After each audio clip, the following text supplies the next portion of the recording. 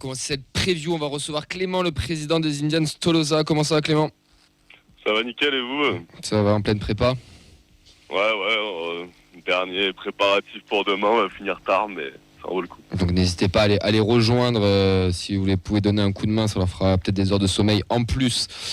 Clément, on te reçoit parce qu'il y a un week-end chargé puisque il y a un joli programme fait par les Indians. Est-ce que tu peux nous en dire un petit peu plus?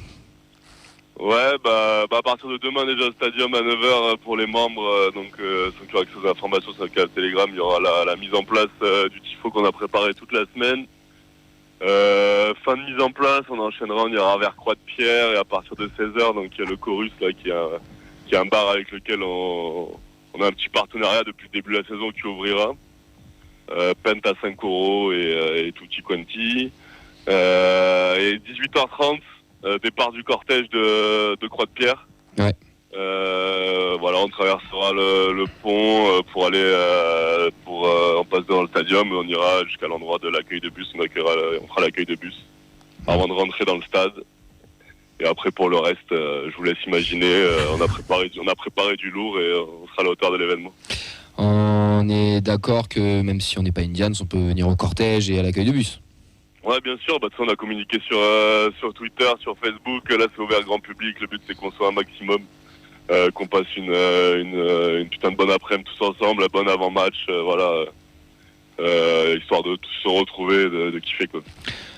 Question Clem, comment le groupe vit un petit peu cette série de résultats où on sent que c'est un petit peu compliqué, que ça a un petit peu grondé aussi dans les tribunes, hein. On l'a vu face à Guingamp, t'as vu prendre la parole. Il y a une super banderole d'ailleurs de votre part aussi à Auxerre qui était pleine de légèreté et en même temps avec un message bien fort. Mais comment le groupe réagit?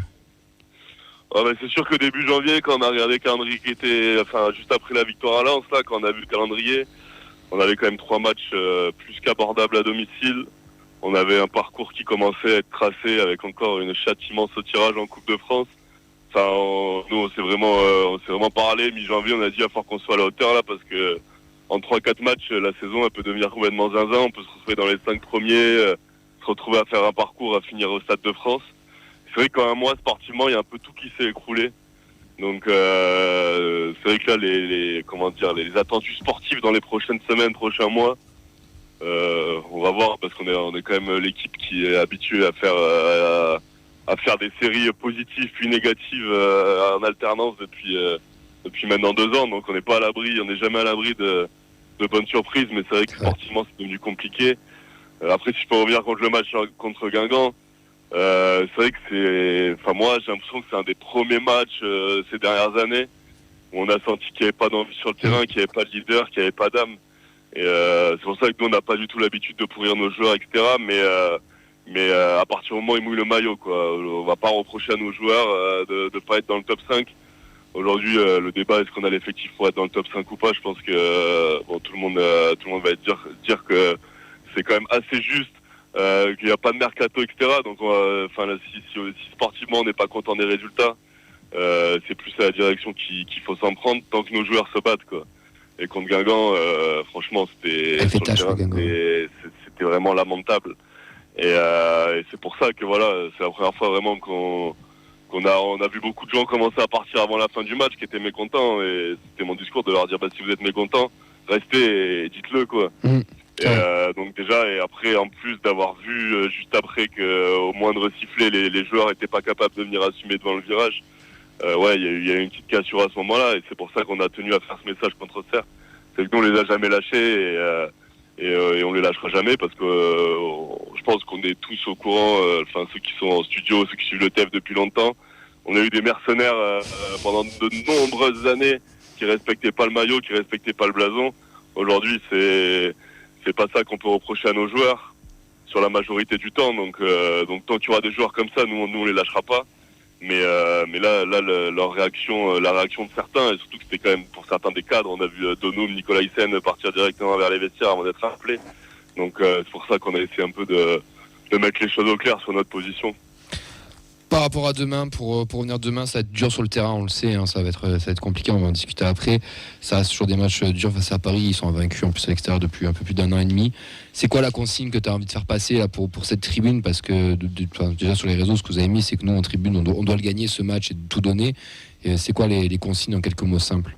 Ouais, clairement, nous on est dans l'optique là aujourd'hui. Franchement, bien sûr que les supporters demain on espère l'exploit et on poussera nos joueurs à aller tenter cet exploit. Mais vraiment le mot d'ordre, c'est demain en fait, on pose le cerveau, on pose tous les aspects tactiques et tout là. Demain c'est le match du virage Brice. C'est le match où on doit faire une démonstration de force. Qu'en fait, peu importe les résultats, on est fiers de supporter ce club. Et encore plus si on prend une branlée, en fait, le but c'est vraiment quand on dit seulement les ultras gagnent toujours, c'est qu'on ressorte gagnant de ce match.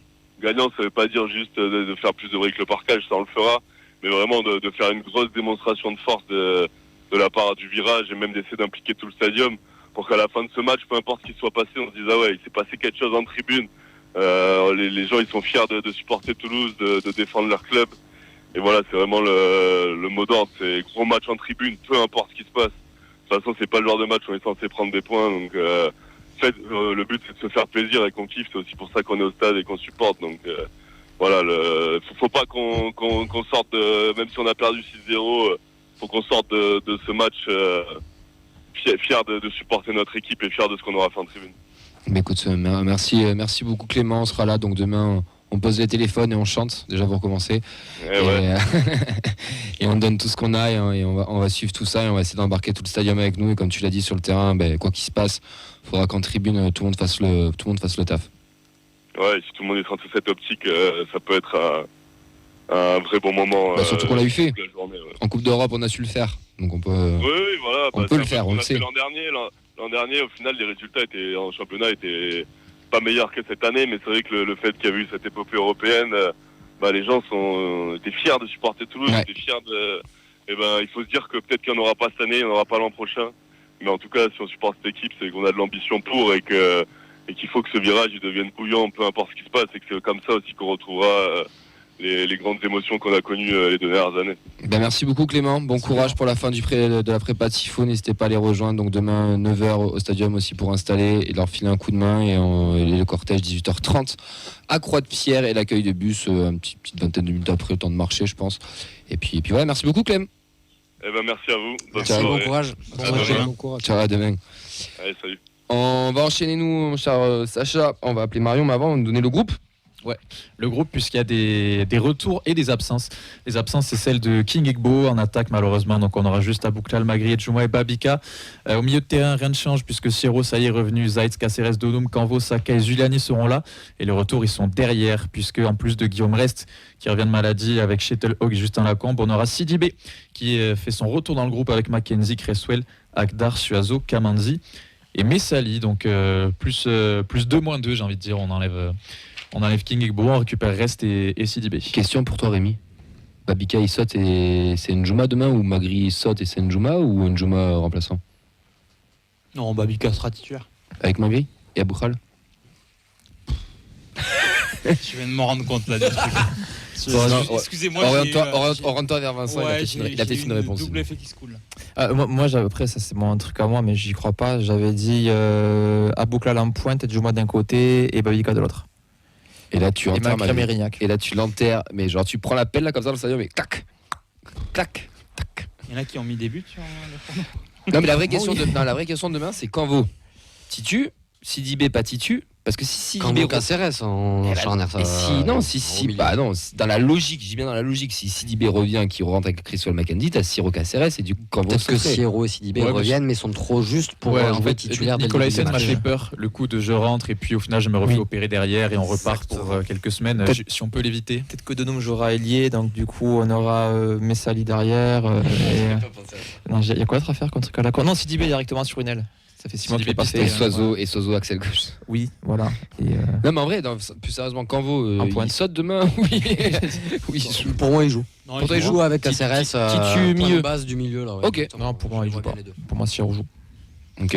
Si on se rappelle d'Akdak contre le PSG, donc si on peut avoir Canvo à la place, c'est mieux. Donc, moi, je pense Sidibé, Criswell, Mackenzie. Tu vois. Et Suazo, Piston, et gauche. Donum, piston aussi, quoi. Il est gauche. C'est pas Camanzi est rentré à gauche. Ouais. Il peut rentrer partout comme on disait Dimanche dernier, Camanzi est rentré à Camanzi, gauche. piston gauche, Suazo plus haut. Ah non, moi je pense qu'on reste en 3-4-3 quand même. Enfin... Ah non, mais on bouge pas. Ah oui, 3-4-3, mais on avec bouge pas. Suazo à la place là où joue Beau. Ah ouais. Ce qui avait été fait l'an dernier. Oui, des fois. il a souvent joué, il est gauche. Oui, comme a fait Donum aussi, c'est la moitié de ses. Pas anodin la rentrée Non, de c'est pas bête, Camanzi à c'est gauche. pas bête, c'est pas bête, c'est pas bête. Bah, Auxerre. ça permettrait d'avoir une équipe plus défensive aussi. Donc bon, à voir. Allez, de toute façon, on aura les réponses bientôt. Nous, on va enchaîner puisqu'on reçoit notre deuxième invité de la soirée pour cette preview. C'est Marion Dallo qui est avec nous, journaliste à RMC. Comment ça va ? Bonsoir, ça va très bien, merci.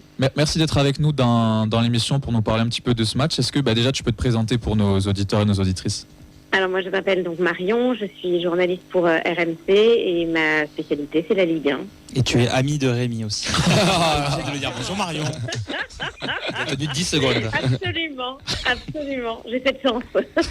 Tiens, on va tous se présenter comme ça. C'est sur les prochaines compositions de la fête de match. Vincent, ami de Rémi. Bon, alors cette équipe du PSG, elle sort d'une grosse semaine puisqu'il y a eu cette victoire en Ligue des Champions 3-0 contre Brest. Nous, d'un point de vue extérieur, on a l'impression que ça y est, la machine elle est un petit peu lancée, que Paris est sur une lancée assez exceptionnelle. On se demande si c'est pas le pire moment pour les affronter. Oh, c'est jamais le bon moment d'affronter Paris, en toute sincérité. Je veux dire, on aurait pu avoir la même discussion il y a 2 mois et même en début de saison. C'est vrai que même s'il y a une montée en puissance évidente, il faut pas oublier que le PSG s'est retrouvé parfois en difficulté contre des gros en Ligue des Champions, notamment contre l'Atlético et surtout contre Arsenal. Je sais pas si Paris avait rencontré City il y a 3 mois, peut-être que le résultat aurait été exactement le même. Ce que je veux dire par là, c'est que le parcours en Ligue des Champions là du Paris Saint-Germain depuis quelques temps est assez je vais pas dire simple parce que ça serait pas sympa pour les Brestois, mais je veux dire, c'est un City en difficulté, c'est un Brest qui, c'est un miracle qu'il soit là. Le Paris Saint-Germain a de la chance en les rencontrant. Donc j'ai envie de dire que je sais pas si on peut. Oui, je sais, actuellement tout le monde s'emballe en disant c'est incroyable, il y a quelque chose qui est en train de se passer. Oui, il y a une construction, c'est jamais. Moi, je pense que c'est jamais le bon moment. Voilà, c'est jamais le bon moment. Est-ce que c'est le bon moment pour le TFC ? C'est surtout ça qu'il faut se poser comme question. C'est pas le bon moment. Ouais, de toute manière, on n'a jamais très envie d'affronter le PSG quand on est un club comme nous. Mais bon, on se dit quand même qu'il y a des choses intéressantes. Et puis il y a un facteur X qui s'est réveillé depuis quelques matchs. Là, c'est Ousmane Dembélé qui affiche lui aussi une forme, peut-être la forme qu'il a jamais eue sur ces quelques années là, ces quelques dernières années. Comment est-ce que toi tu l'expliques ce regain de forme et cette transformation en un buteur qui réussit devant le but? Ouais, j'ai 2 explications. La première, c'est que je pense que c'est la première fois de sa carrière qu'il est entraîné par un grand coach. On ne le dit pas assez, mais je pense que la carrière d'un joueur se joue beaucoup grâce à l'entraîneur. Je veux dire, c'est pas pareil. La carrière d'un Ben Arfa n'aurait pas été pareille, je pense, s'il avait eu un grand coach. La carrière de Benzema, c'est justement, elle est exceptionnelle parce qu'il a eu la possibilité d'être entraîné par des grands coachs. Et vous pouvez voir, il y a quand même beaucoup de joueurs qui avaient tout pour pouvoir, où tout s'ouvrait à eux, mais ça devenait plus difficile parce qu'ils n'avaient pas la bonne rencontre, le bon club au bon moment, Et je pense que Dembélé n'a pas eu des rencontres exceptionnelles, que ce soit à Dortmund, que ce soit au Barça. Il n'a pas eu les meilleurs coachs au Barça, il n'a pas été entraîné par Guardiola. Ok, il arrive, il a Valverde, il a des gens comme ça. Je pense que Luis Enrique, c'est un déclencheur pour beaucoup de joueurs. Moi, c'est ça que je crois. Je crois que la rencontre de l'entraîneur et du joueur est importante. Et puis, il y a aussi la maturité dans sa vie privée. Voilà. Parce que sur son jeu, effectivement, il est beaucoup plus tueur qu'avant. Avant, c'était un merveilleux passeur. Aujourd'hui, on voit bien qu'il peut être buteur. Mais encore une fois, je sais pas pour manquer de respect à la Ligue 1, mais il était dans un championnat aussi autrefois beaucoup plus difficile qu'est la Liga. C'est vrai qu'en Ligue 1, il a moins de... Moi, je dis rendez-vous en 8e de finale contre Liverpool ou contre le Barça. C'est là qu'on pourra vraiment juger. Donc, tu penses que ça peut durer ça? Est-ce que nous, si on se place de notre point de vue de supporter, même si on sait que Paris c'est une grosse équipe, est-ce que le joueur à surveiller, le joueur duquel on doit s'inquiéter, c'est Ousmane Dembélé? Oui, bien sûr, mais je dirais que c'est un rouleau compresseur en ce moment, Paris. C'est plutôt ça.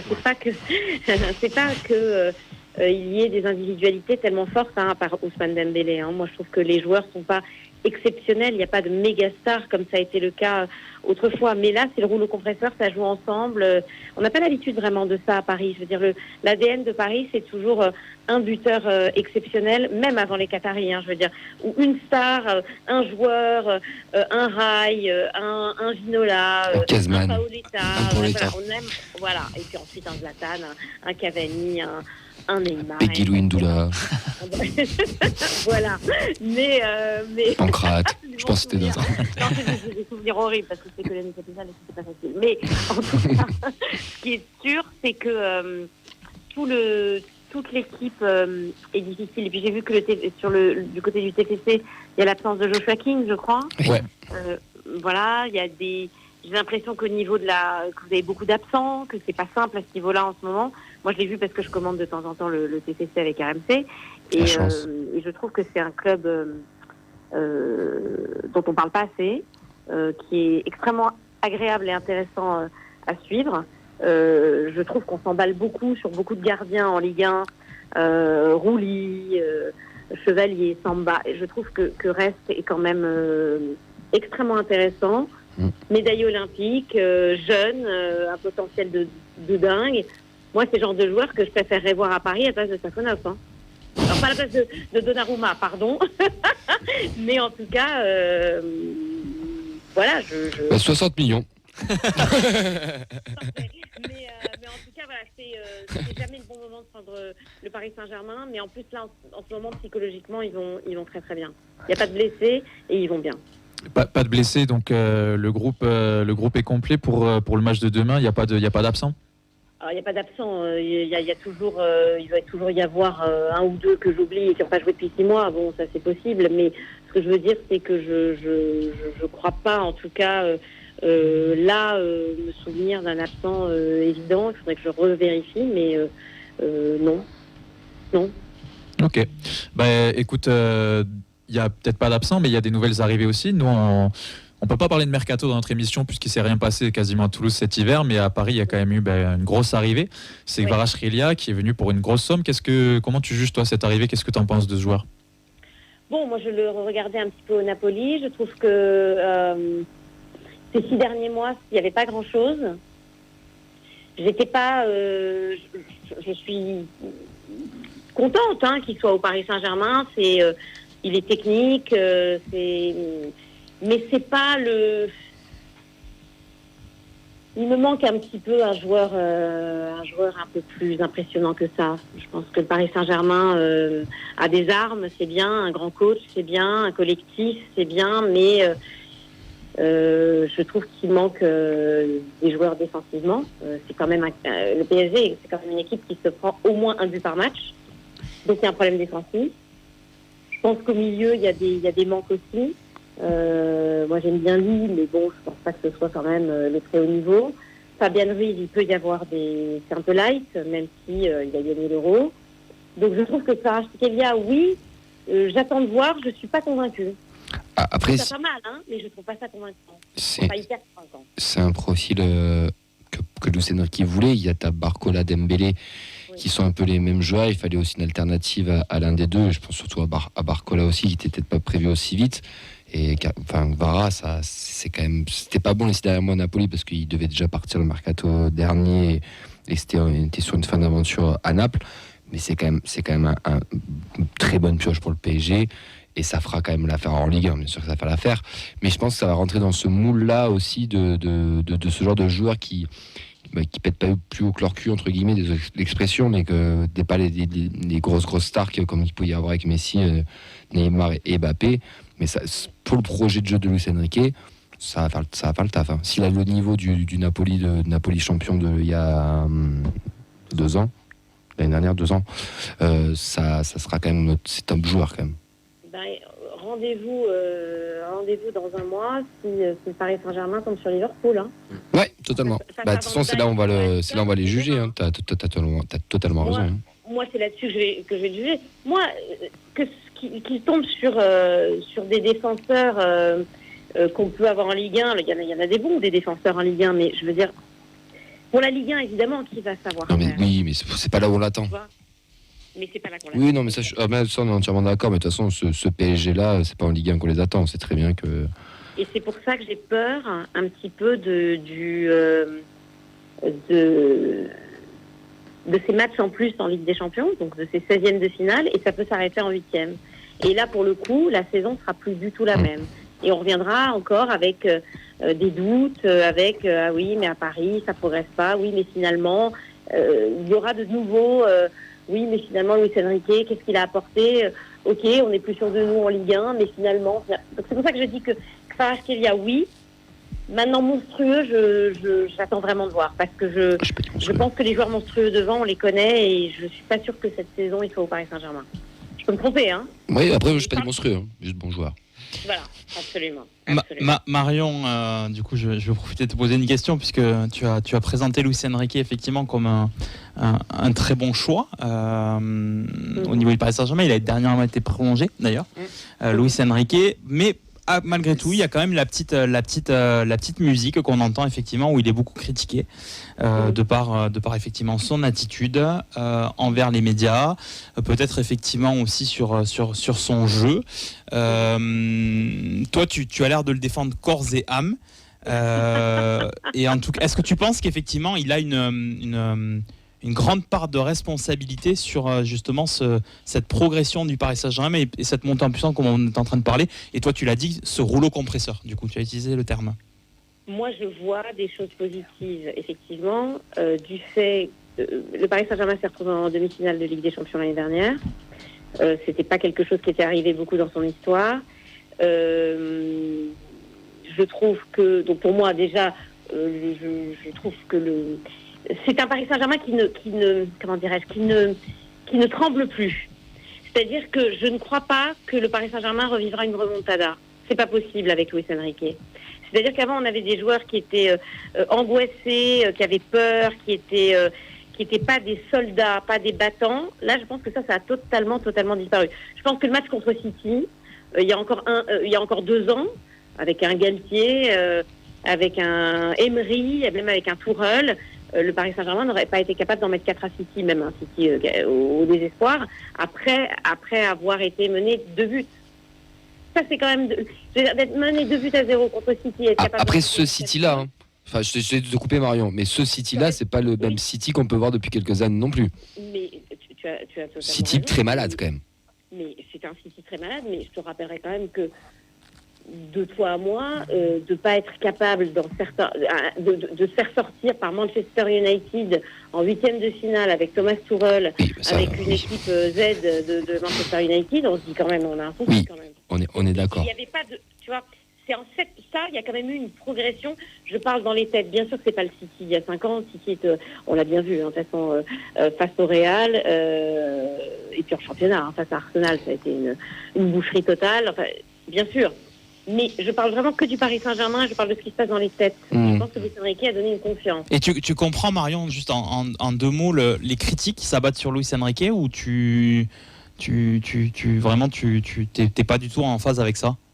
Mais moi, j'attends jamais d'un entraîneur qui soit normal, en fait. Je sais que les grands entraîneurs sont pas normaux. Je sais que Simeone est complètement dingo. Je sais que Conte est fou allié, que Mourinho a un caractère de chien, que on est tous à s'extasier sur Zidane, mais Zidane, c'était quand même le mec de 98 qui, le matin de la finale, allait embrasser les arbres. Je veux dire, si on veut se dire les entraîneurs sont des gens normaux, on est à côté de la plaque. Et si un entraîneur est normal, répond bien aux questions des journalistes et basique, c'est que c'est sans doute pas un grand entraîneur. Les grands entraîneurs sont pas normaux. Et en plus, quand je dis ça, je peux dire ça sur Klopp, sur tous les grands entraîneurs de ces 20 dernières années, 30 dernières années. Ils ont toujours été au minimum originaux. Pascal Duprat, un grand entraîneur. Au-dessus de la mêlée. En tout cas, merci beaucoup Marion d'avoir été avec nous pour parler de ce match-là. Est-ce que je peux te demander ton prono pour terminer en quelques mots là sur ce que tu vois pour le match de demain? Sois honnête. Hein. Une boucherie. Eh ben, je vais être honnête et tout dépend s'il fait tourner ou pas, mais il faudrait que s'il fait pas tourner, je dirais 2-1 ou 3-1. C'est gentil. Ouais, sympa. Et puis pour le Paris Saint-Germain. Ah, pourquoi vous avez peur du 4-0, 5-0? Ah oui, Un petit peu, oui. Vu que Dembélé marque des buts, maintenant on est un peu inquiet. Ouais, mais là en ce moment c'est des matchs tous les 3 jours, etc. Ouais, mais même Marion, moi j'ai mis 3-0 sur les pronos. Oh, mais il peut y avoir un but. Bon, dans tous les cas, il prenait un but à tous les matchs, le PSG. dans tous les cas, nous, on espère faire quelque chose. On verra bien Mais ce qui se vous passe. voyez comme des gros nuls, hein. Vous êtes 10e du championnat, vous n'êtes pas 18e. Ouais, on affronte le PSG. C'est toujours comme ça avant d'affronter le PSG. En tous les cas, merci beaucoup d'avoir été avec nous. C'était Marion Dallo, journaliste RMC. Merci d'avoir pris le temps. Merci Marion. On te souhaite un bon match demain et puis bonne soirée. Bonne soirée. Merci, bonne À soirée. bientôt.